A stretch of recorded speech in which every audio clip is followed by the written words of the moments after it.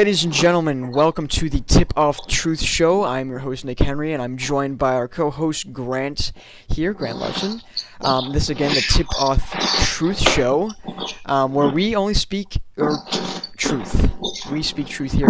No fiction, like it says on the title. Ladies and gentlemen, I want to, first and foremost, bring up our sponsors of this video. I want to bring up SF5, ladies and gentlemen. If you have not looked at SF5 on their website, you can go to SF5lubricants.com to look at more information about that. But let me tell you about SF5, ladies and gentlemen. Let me switch over to the SF5 sponsor screen right here, ladies and gentlemen. Ladies and gentlemen, an SF5 solvent and lubricant is a revolutionary polymer, especially formulated for high volume, high heat and friction firearms, ladies and gentlemen. SF5 is designed for all weapon systems to include fully automatic and suppressors. SF5 offers superior burn-off resistance, and the key benefits of having SF5 is designed for weapons that experience high volume, full auto, and suppressed fire. It also protects metal parts from rust, wear, and moisture during extreme conditions. Provides maximum heat resistance, superior blowback resistance, keeping oil out of your face and off your glasses. Being an SF5 user, it is good for shooting, especially with a suppressor. It definitely cools down the barrel, and also when you're cleaning, it makes it very, very easy, ladies and gentlemen. And I also want to bring you to our future sponsor. That is going to be, I want to introduce to you guys, if I can, T-Mobile. T-Mobile, ladies and gentlemen, is probably one of the best 5G networks out there, ladies and gentlemen. I'm a T-Mobile user myself. T-Mobile, if you're seeing this right now, please sponsor me. Best 5G out there. They got the best cybersecurity right there, ladies and gentlemen. That is our sponsors for the Tip Off Truth Show. That is, again, TIP,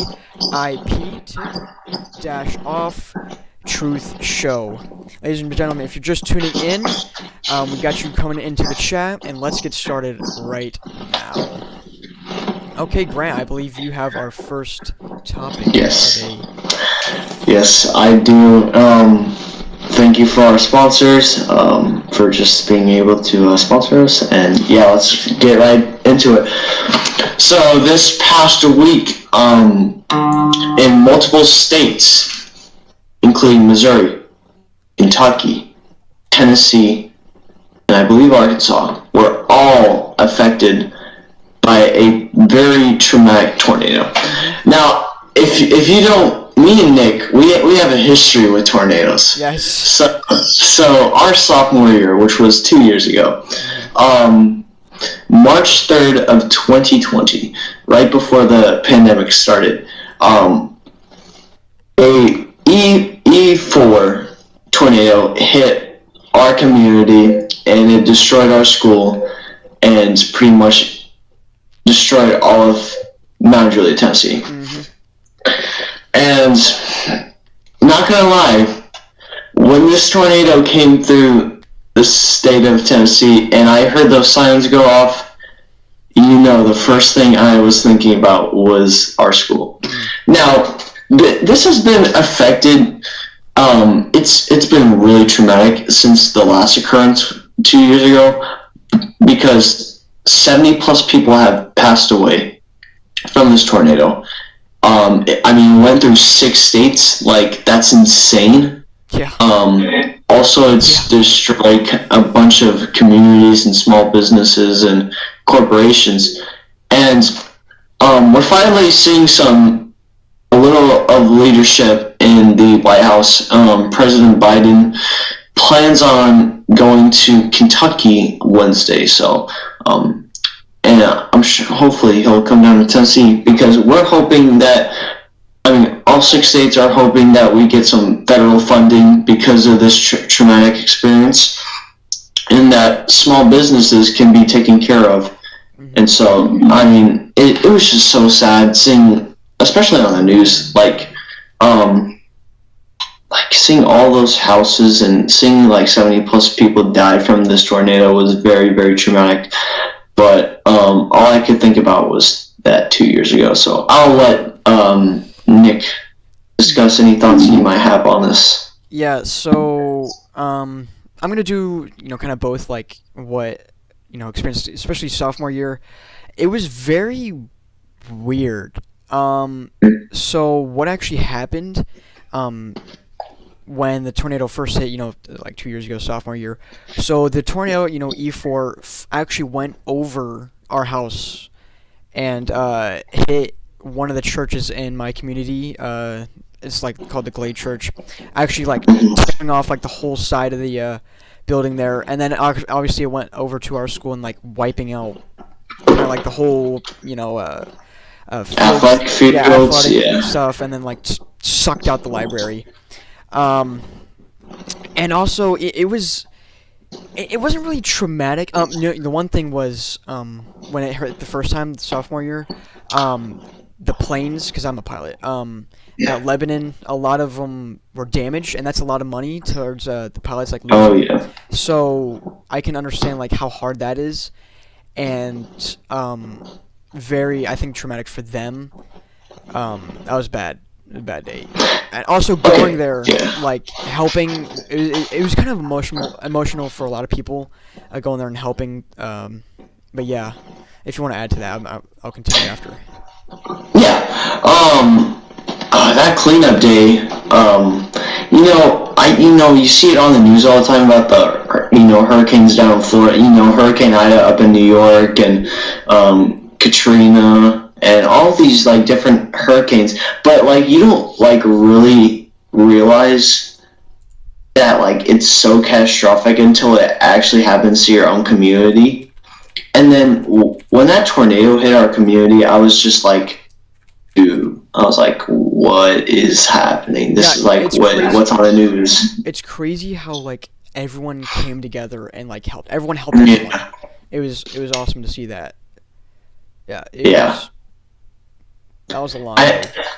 Yeah, and especially considering that the current president Trump, he like during his busy schedule decided to fly out to Tennessee to see what happened to the communities and stuff like that. And like I remember just watching the news, and I remember that day so vividly, which is so crazy because like it's been almost 2 years ago. But like it's like it was yesterday, and so like those type of things are just things that will like never Yeah. you'll never forget. So, but I'll let you continue. Um. Yeah. So anyway, like I think it was like traumatic again for like the pilots this time, but it kind of like went over the airport, so that was good. Um. Anyway, the only thing that was like kind of nerve wracking, whatever, is like it was like really straight line winds this time. Because you could like Hmm. hear outside, it was just like knocking stuff over. And last time in the first tornado, Yeah. we had a trampoline. That thing flipped up and went into our neighbor's fence and like tore up and like, oh my gosh, it was, oh, that was hard to get out. And also our fence like fell over. Oh, that was a whole thing there. But yeah, yeah, Yeah. going to our school and like helping clean up, like I'm telling, like there were so many people there helping, and like it Hmm. didn't matter like who you were, what you did. You helped. You were awesome.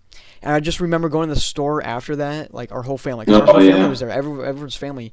I remember going to the store personally with my family. Like everyone was just getting, food. After, like you could see people that were helping you just over there getting food too. Mhm. It was really neat to see um, that.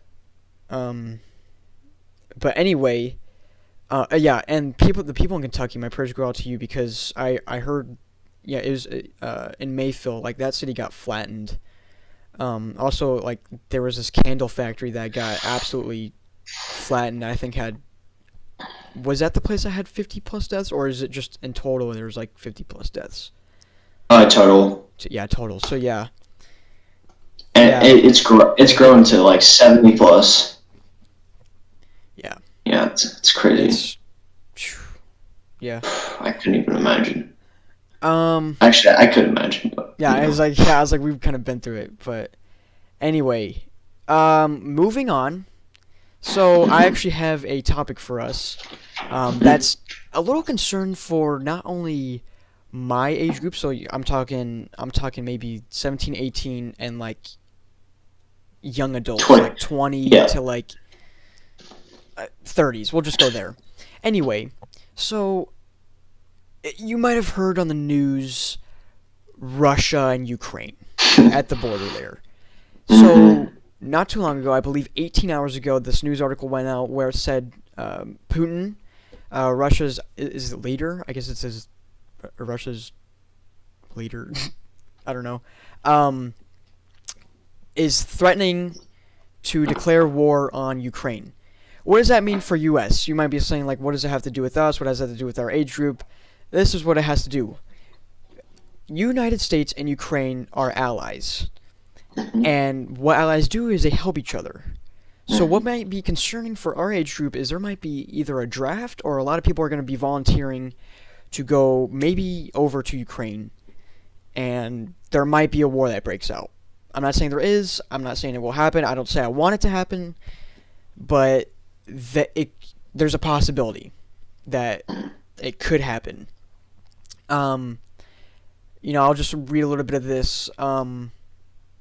He said, there's extraordinary mobilization of forces along the Ukraine's border, to weaponization of migrant flows through Belarus, to increase in Russian influence, whatever that is. But yeah, Russia has demonstrated like its hostile forces, its posture against Ukraine's border, and I just want to inform you guys on how that might affect us as the United States. That's my opinion on it, and I believe that's a good opinion to say the least. But yeah, Grant, I think I want to add to that. So we've seen in previous administrations that Putin can be intimidated. He was intimidated under President Trump, and you don't really see that, him being intimidated by leaders, but he literally said, quote for quote, that he respected former President Trump, but I feel like he sees Biden as just like a clown. Like he doesn't respect him in a way. Yeah. I feel like he doesn't respect him. He just like feels like he's not like leader worthy or whatever.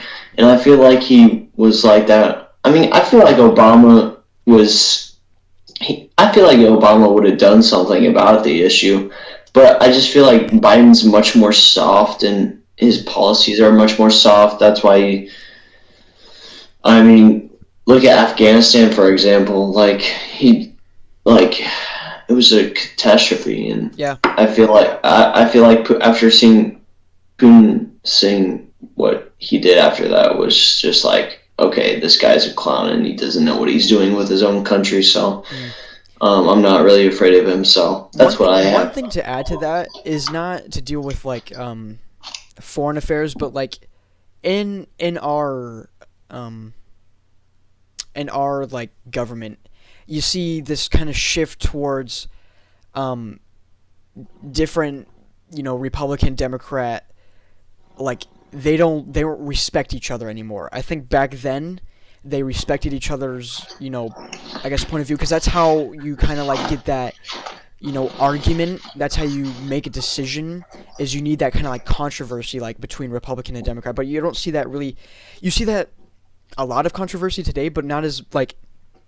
What I'm trying to say is like people don't respect each other like while they're speaking, is what I'm trying to get across. Like they don't respect each other of like what their position is. They just see, oh, you're a Democrat, so I'm just gonna or you're a Republican, so like what? No one cares what you have to say. Like they don't respect each other's like I don't want to say power, but like position in a way. Yeah, and I feel like party doesn't even have to like deal with like any of that. Like I can be a Republican and be pretty soft. I mean, there's like multiple examples of soft Republicans. Just to look at, HW and some of those Nixon even. I mean, just some of those like softer Republicans. And even Democrats. Biden's one example, and then there's some others that I can think of, but like. Just not at the top of my head right now, but like you said, I don't think party doesn't necessarily have to deal with intimidation from foreign countries. But I feel like if you're like letting other countries know, like, hey, you're not gonna mess with us, or else we're gonna freaking destroy your country, Yeah.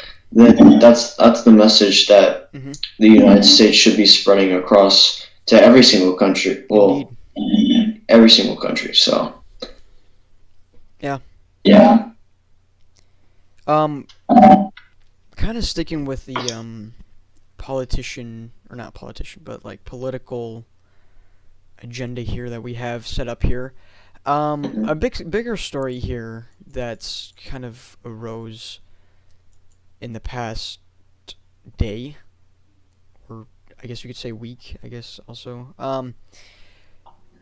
If you don't know, in the United States we have a Speaker of the House. Her name is Nancy Pelosi.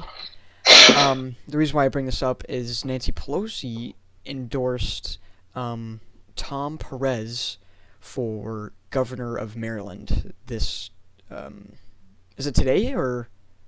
Yeah, it I was believe, a couple today. yeah, I think Yeah. yeah. So it was today. Um, and you might say like, okay. One thing that stood out to me is when I saw this is like, why is she endorsing? Okay, I know she's a Democrat, but like, why is she endorsing this certain person to be in a political position over Maryland as governor? And if you look at, I know Grant wants to say something about this, but I'm gonna like touch on it a little bit, and then Grant's gonna say something, and I'm gonna say something after it. Um, I believe Tom Perez is another rising career politician, and a career politician is something that we do not want to see in the United States. We want term limits. We want to push for term limits as much as we can. And so is Nancy Pelosi. She's another career politician, but I'll let Grant unfold this. Yeah, so just for some background information for people who might not know about Tom Perez. Tom Perez was the former Secretary of Labor under President Obama, and at the end of the Obama administration, you saw unemployment go down and jobs going up. So I will admire that. I'll also say that under the Obama administration, the jobs were, Bush left him off in a very, very terrible place. Okay, just for the record. The Iraq War was an absolute it was a terrible idea. And then 9/11, just catastrophic events happened. The only reason Bush won re-election, by the way, was because of 9/11 and under his leadership. Anyways, that doesn't go to the point. Different story. Bush, yeah. Bush left him with a absolute catastrophe economy, and you can go look at the numbers. I'm not lying. Actually, under the Obama administration, they got unemployment down. They got more jobs, but I think that's like one thing about the Obama administration that I admire about the most is how well they dealt with that issue with such a bad economy. Like, it was absolute horrid. Anyways, going back to Nancy Pelosi, just for some clarification, in 2022, Nancy Pelosi is running for her 18th term. 18th term, ladies and gentlemen. 18. She'll probably get to freaking 25 by the time she dies. If you understand what we're trying to say here, if it takes something, and as a politician, if you guys don't know, when you get into politics, you try, whatever your position is, you try to pass bills or whatever. You try to do something in your position to serve the public. A definition of the politician is a public servant. You serve the public by passing certain bills that will help the community, help the public, help the community. But we're seeing here Nancy Pelosi, running 18 years, and I'm guessing plus, um, is something that you don't want to see. If something's not working, if you have to, like, you should do it then and there. Like, you should do what you told what you want to do. That's Um, 36 years. that's insane. That's yeah. Like, Like, it's oh my this gosh. is I mean this is another reason why we need term limits, because another thing that career politicians do is milk the system. So they will say, "Oh, I'll do this. Oh, I'll do this. I'll pass this bill, whatever."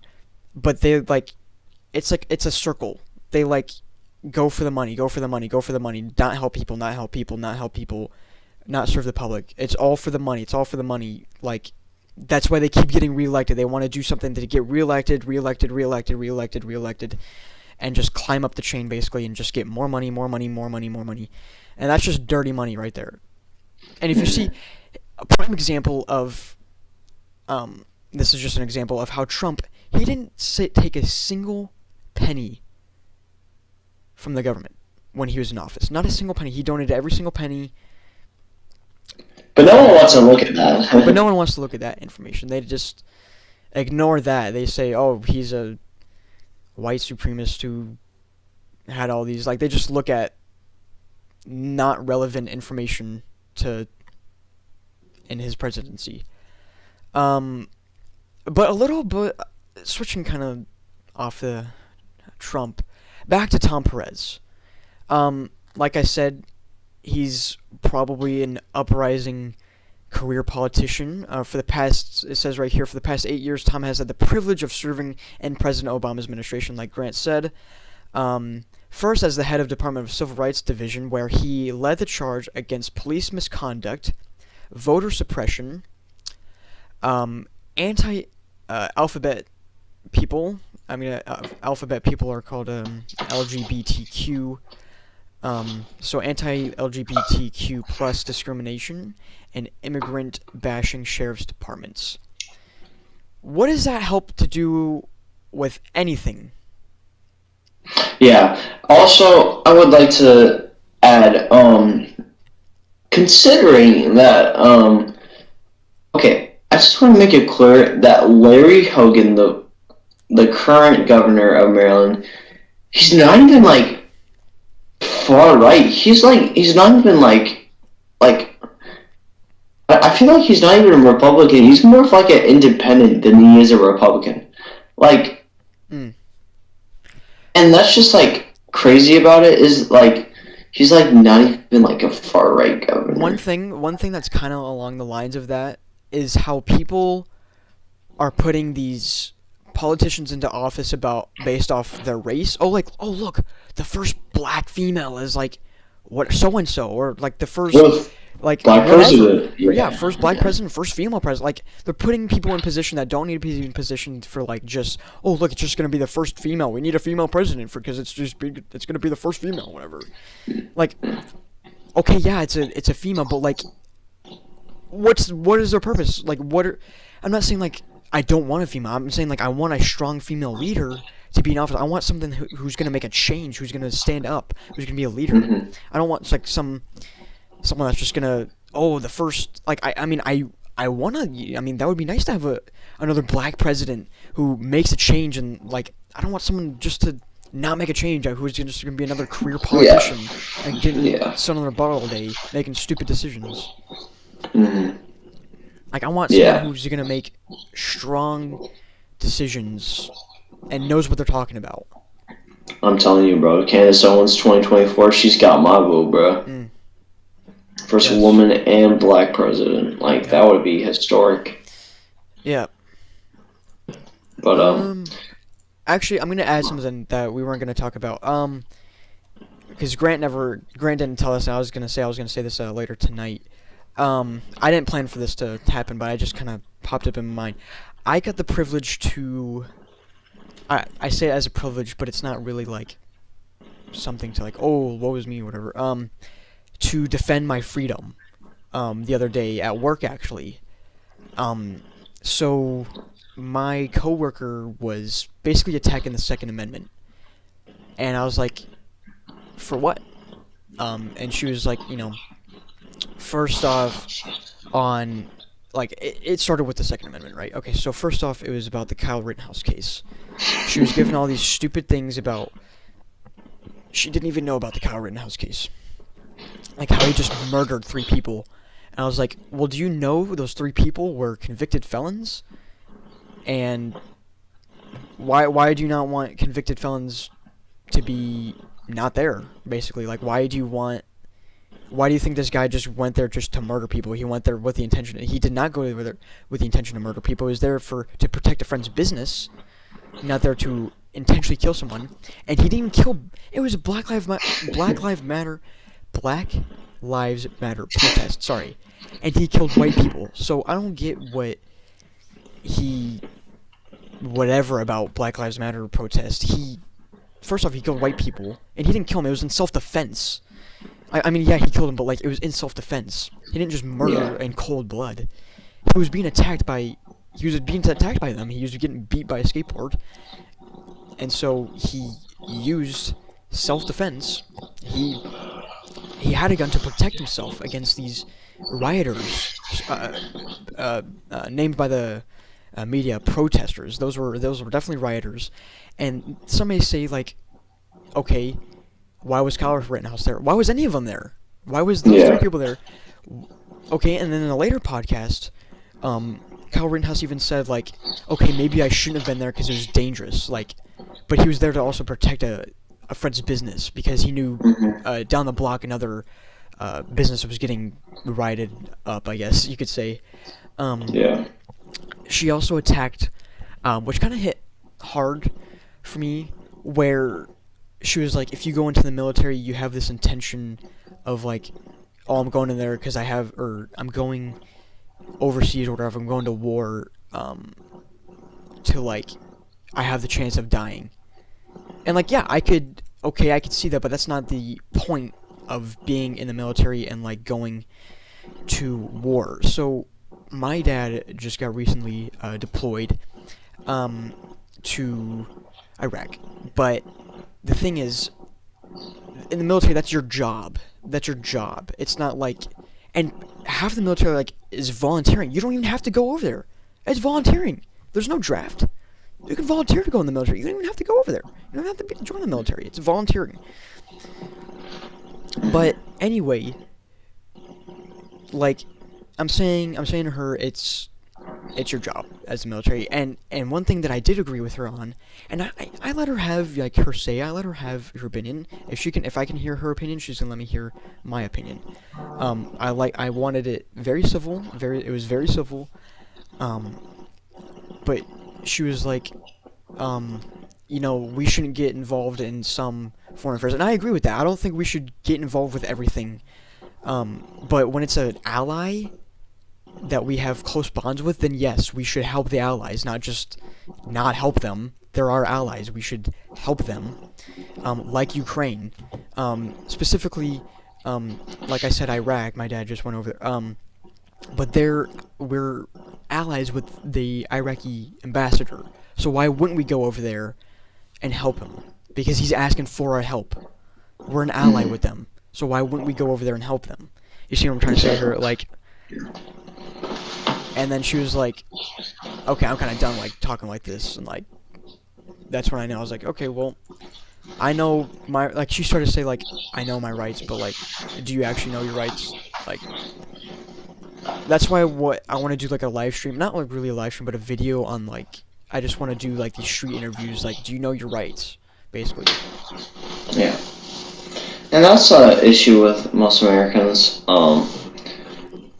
is that they don't know their rights. They don't know, I mean... And you have these like, these flip out videos of these Karens like, I know my rights, but... No. Do you? Do you? Yeah. Yeah. And yeah, I mean, that's just like, in those types of situations, you just gotta like kind of speak the facts and information that's given to you, which you obviously did, I assume. Yeah, there's more. I mean, there's a lot more to explain. Like, she just I was literally giving her facts. I was giving her, like, did you not see this other part on the media? Do you not see this? Because the media doesn't share that, the actual truth Okay. facts. We both look at the same facts there, but you just have two opposing opinions basically in a way, which is sad. That's the truth hurts. So like you don't have any morals if you don't see the truth of what actually happened. Like the media was attacking our Second Amendment. They're only there for the narrative. The media only attacks or goes and speaks about the narrative. They don't actually speak the facts about what actually happened. There's literally video of evidence of what happened. Yeah. So like, how can you sit there and tell me like it's not true if there's video evidence of it happening? And in one of our classes next semester, we are doing debates with multiple teachers. That's gonna be so fun. Yeah. Dude, I'm so excited hyped for it. that. I'm so hyped for I already know what I'm doing. I'm doing the vaccine mandates. Oh wait, what Yeah, is this? and- Or No, this is Bible. Bible? Yeah, okay, yeah, that's what I thought. And I want to say how the vaccine mandates are unconstitutional. They are. And how They are. No, it's absolutely ridiculous. They are. And I just can't wait to freaking win! My gosh, dude. I've never been so... Because, for those of you who don't know me, I want to go into... become a lawyer, and then obviously go into politics, and obviously I don't think... No. I don't know what you're thinking about it, like, career politician, like... It's just like, here's my thing. If you're a career politician and you're like at least still doing some work in DC, let me go back, and I'm not saying like, oh, if Grant's gonna do it like that. I'm not saying it like that. If you're a career politician and you're actually doing something like productively over a course of time, then yes, stay in office. Like, but no, not like that. No, we do need term limits though. We do need term limits. I will agree with that. We do need term limits. But if you're doing whatever job in government, I don't want to get switched up here.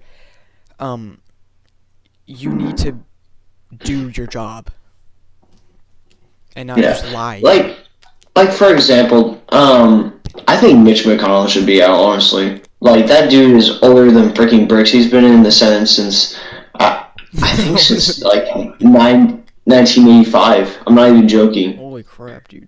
And like. He's useless, in my opinion. Like, he's the minority Senate leader and he's doing jack crap for us. Versus, like, people like Lindsey Graham, oh my gosh. Talk about a aspiring career politician, that is one of them. Now, I really like Lindsey Graham. Here's a definition that I just thought of. What if we change it up? What if, like, a career politician is like multiple people? Like, if one strong leader starts it out and you just kind of build off like, oh, these other people are like going off that same, not like same agenda, but like a strong foundation, like you're doing work like productively. Like, what if you start a chain basically to make our country better? You see what I'm trying to say? Like, I don't know, like, could that go under a career politician? Like, if you wanted to, I don't know what I'm trying to say. I just kind of thought of it. Yeah, I'm trying to think about what you're saying. Like, trying to process that. Because we need term limits, better term limits. Like, right. If you went in office for your regular term, and you did your job, and you like basically passed on the torch of what you like to a person you think would keep it going. Keep like you start like a chain, like a chain, like, oh, like you're actually making the country better instead of like, oh, we gotta go back and we just wasted all this money and all. Like, you see what I'm trying to say? Like, well, the thing is, I know not everyone's gonna have the same thoughts, and like, I know everyone's gonna have the same agenda, but like, I don't know. I just want to like work it up better. Like, just you need to progressively do better. Yeah, and the thing is, like you kind of said, I feel like the person who would be giving it down, it would be like totally biased. For example, like if Donald Trump lived out, lived 8 years, and then he gave it to Mike Pence, and he did it for like 8 years. Oh, Like yeah.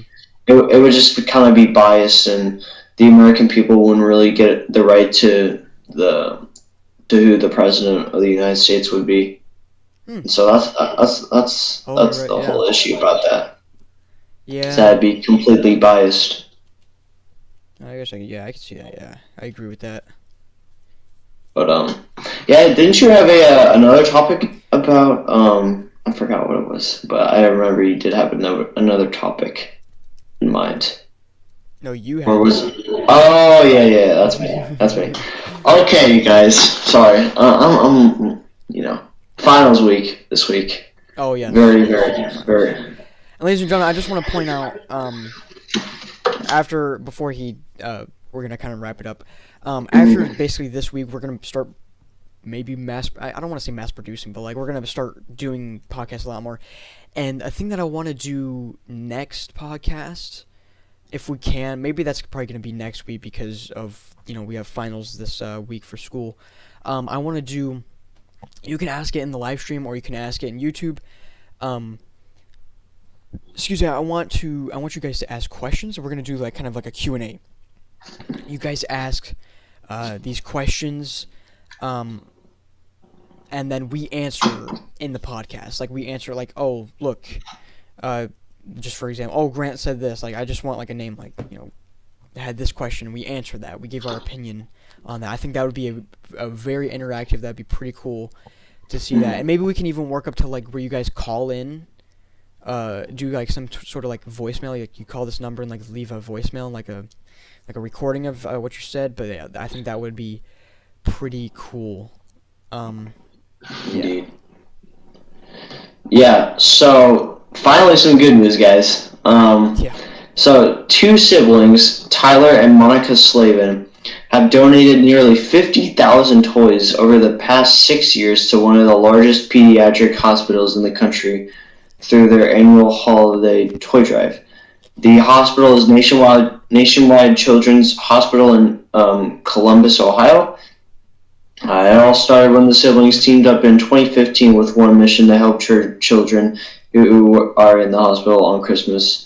And that's just like, I don't know, because like I wouldn't like, I don't know what it's like being in the hospital, and just like those people who like those kids who are in the hospital, and just the privilege to like get Christmas and toys and like presents. It's just I'm sure it really impacts them, and just like it's very, very heartwarming to finally see something. It's just very, very heartwarming to see children in the hospital get some good news. It's always a pleasure, or not a pleasure, but like uplifting to hear that. Yeah. That they're still good out there. Yeah. Because like I do know people who have been in the hospital, and it's just like it's so sad what they have to deal with every single day. Yeah. Yeah.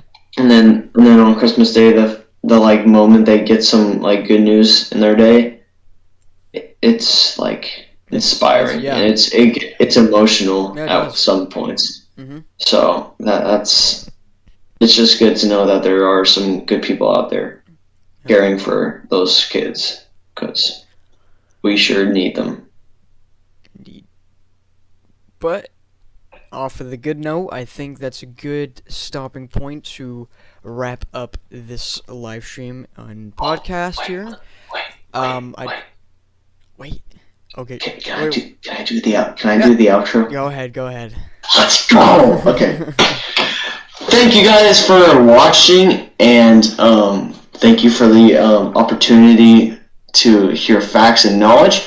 I thank you so much for listening in on our deep in conversations, and we will be back with you guys soon. Also, Guys, thanks to have a our good one. sponsors, SF5 and Future Yes. T-Mobile. That is, again, the Tip Off Truth Show, guys. TIP OFF Truth Show, ladies and gentlemen. This is our host, Nick and Grant, ladies and gentlemen. We are signing off. Peace.